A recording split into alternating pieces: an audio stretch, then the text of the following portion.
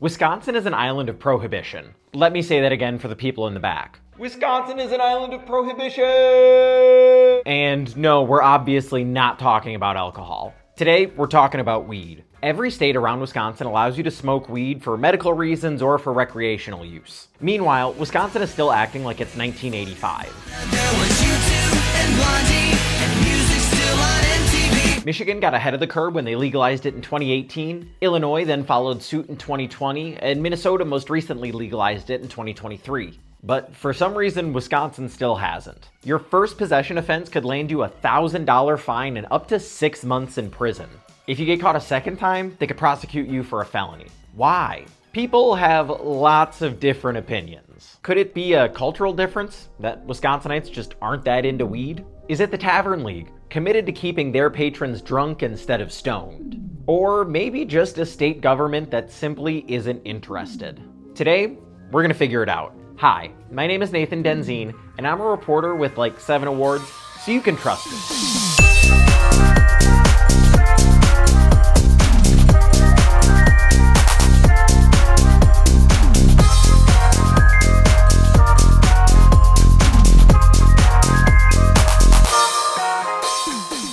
So, trust me here. Wisconsin is not a prohibition state for a lack of trying, but before we get to any of that, we gotta talk about the role that weed, and specifically hemp, played in Wisconsin in the early 1900s. You see, Wisconsin has almost the perfect climate and soil to produce hemp. To be clear here, not marijuana, industrial hemp. I'm not getting into the difference here between the two because I honestly don't know all of them, but generally speaking, marijuana has really high THC flowers, whereas hemp has really low THC flowers, and its stems can be used to make things like rope and paper and clothing. And hemp was essentially legal throughout all of America's 18th, 19th, and into the 20th century. Wisconsin's first hemp crop was planted in 1908. Now, weed laws were weird back in this time. Because of a 1906 law, hemp was legal, and marijuana could technically be legal if all of its ingredients were labeled properly. But really, it was mostly a gray area. As we move through the decades here, the attitude on marijuana kind of shifts, and by the 1930s, we get to reefer madness. Now, people back then genuinely thought that you could have like one hit of weed and just go ballistically angry and violent or get like way too horny. Oh, Mary, give me a kiss, Mary.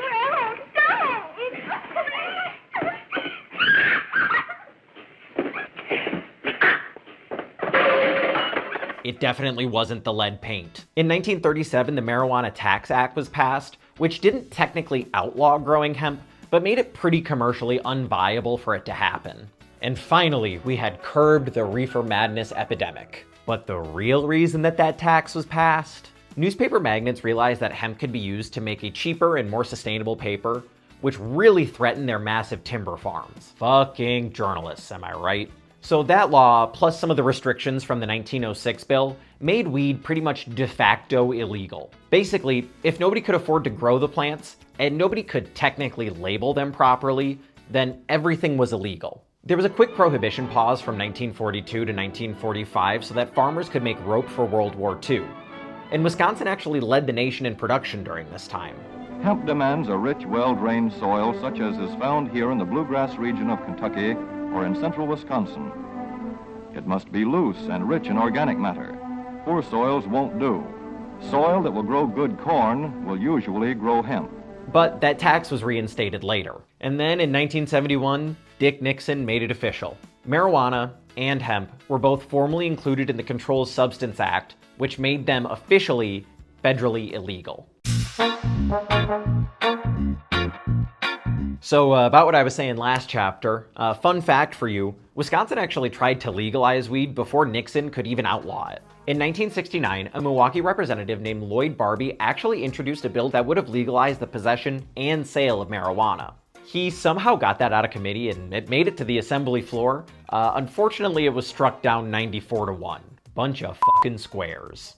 But that was not even close to the last time that a Wisconsin representative tried to legalize weed. In 1975, the Wisconsin Controlled Substance Board recommended decriminalizing the drug, but the legislature took absolutely no action on that recommendation. Because that would be way too cool.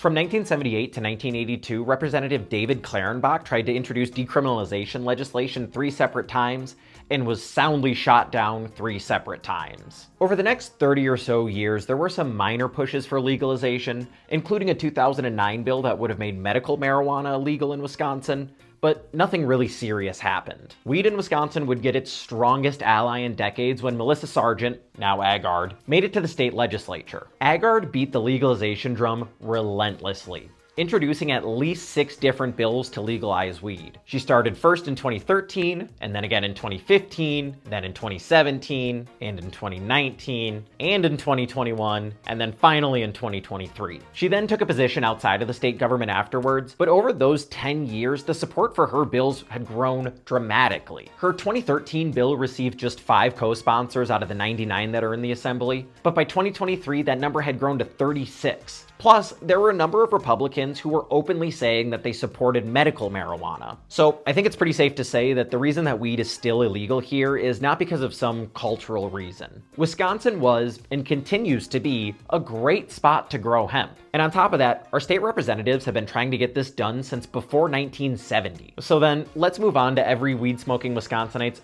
favorite conspiracy theory.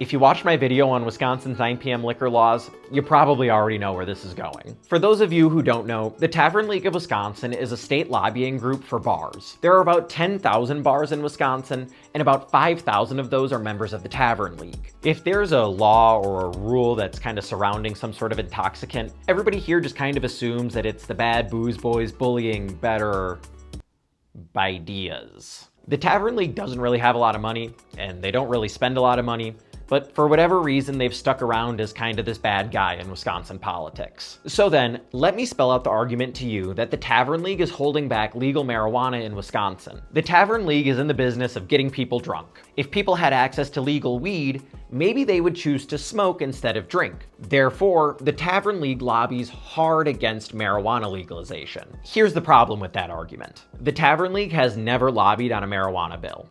As far as their leadership knows, they have never lobbied on a marijuana bill. This is the same organization that was vehemently opposed to raising the drinking age to 21, was vehemently opposed to making bars non-smoking areas, and was vehemently opposed to laws that would punish bartenders for over-serving. But they have never registered a single opinion on weed. Just to be clear here, Wisconsin requires every lobbying effort to be logged and publicly available. There's a public database going back years that shows which organizations lobbied, how long they lobbied, how much money they spent, and what their position on those bills was. And what do you know? The Tavern League has never logged a single hour on a marijuana-related bill. Their spokesperson even said in an interview last year that it's just not something that bar owners are concerned about. So why not? Well, it turns out that legalized weed doesn't really affect alcohol sales that much. Here's data since 1992. Since this graph started, weed has been legalized in 15 states. I don't see a downward trend. Now, don't get me wrong, alcohol sales per person has actually declined since then, but that drop could be due to a number of factors. Younger Americans seem to be a little bit lame and alcohol averse. Maybe people are less willing to drunk drive home from the bar in their small town, or maybe people are just being more health conscious. Either way,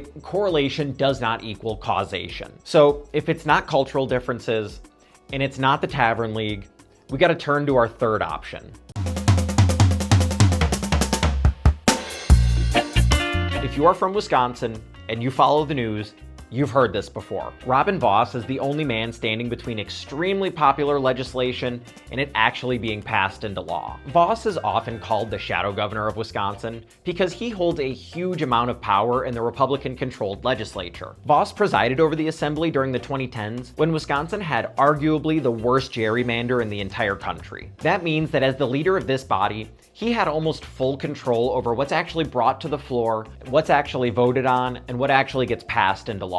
And wouldn't you know it, Robin Vos hates weed. Is that it's the first step toward recreational marijuana. That scares the bejesus out of most of the members of my caucus. Vos has said many times that he does not want Wisconsin to end up like Illinois, where he says you can just walk out of your house and immediately smell marijuana in the air. You can't. But to be honest, at this point, he's kind of alone. Almost all the Democrats in the state legislature are on board with recreational marijuana, and almost all of the Republicans are at least kind of on board with medical marijuana. And polling shows this exact same trend. Statewide, 61% of Wisconsinites favor recreational cannabis, while only 31% oppose. Within the Republican Party, that split is 51-42 in favor of legalizing recreational marijuana. Like I said earlier, legislation on marijuana is consistently getting over 30 co-sponsors, which is a lot more than some of these bills that actually do end up passing. Vos seems to have realized this to some degree, and he's made very small concessions over the last 5 years. If he wants to sign a limited version, I'm happy to work with anybody who wants to do that,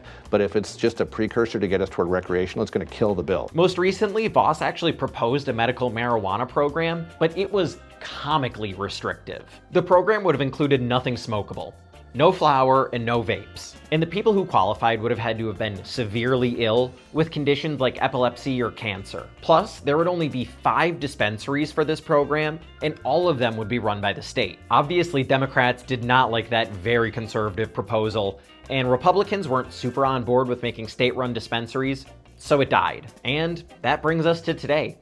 That's how Wisconsin became an island of prohibition, while all of our neighbors legalized it in at least some capacity.